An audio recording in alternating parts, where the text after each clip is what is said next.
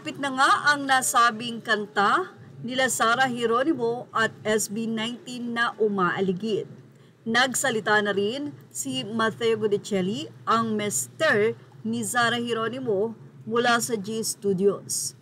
Ayon sa aktor na si Matteo Gudicelli at ang kanyang asawa na si popstar superstar Sarah Geronimo, ang nag-launch ng nasabing nga pong recording label ng G Music ay para mabigyan ng pagkakataon ang mga artist na magkaroon ng sarili nilang pagkontrol sa sarili nilang music. Isa na si Sarah Geronimo na ngayon ay nagpapatakbo ng sarili niyang kumpanya at tinawag nga nila itong mag-asawa ng G Studios.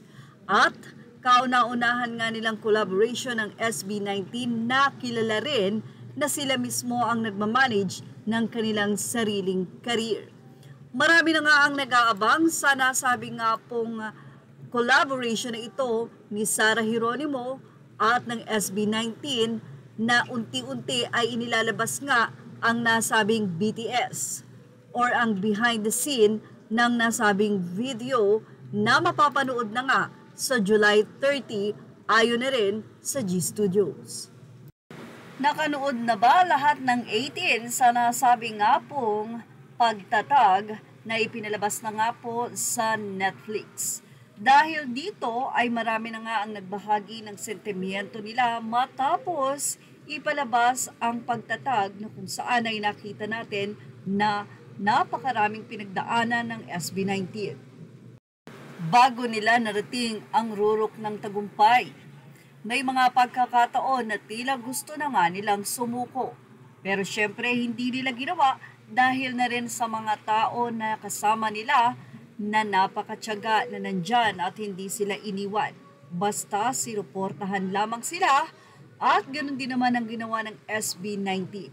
Ginawa nila ang kanilang makakaya upang tumbasan ang mga suportang natatanggap, hindi lamang sa mga taong nakapaligid sa kanila, kundi pati na rin.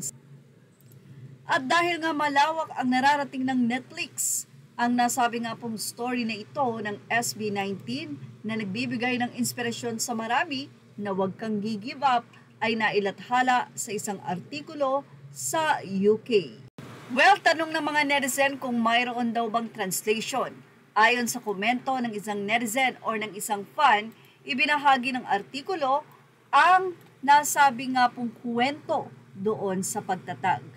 For sure ay binahagi nila dyan ang nasabi nga pong mga problema na na-encounter ng SB19 na hindi nila inaakala na mababawi pa nila ang pangalan na SB19.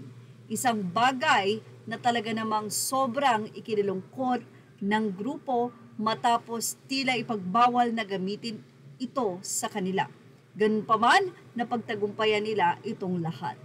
Well, yan ang ating Showbiz Snap update. Images are all credit to the rightful owners. Please like, share, and subscribe. Thank you for watching.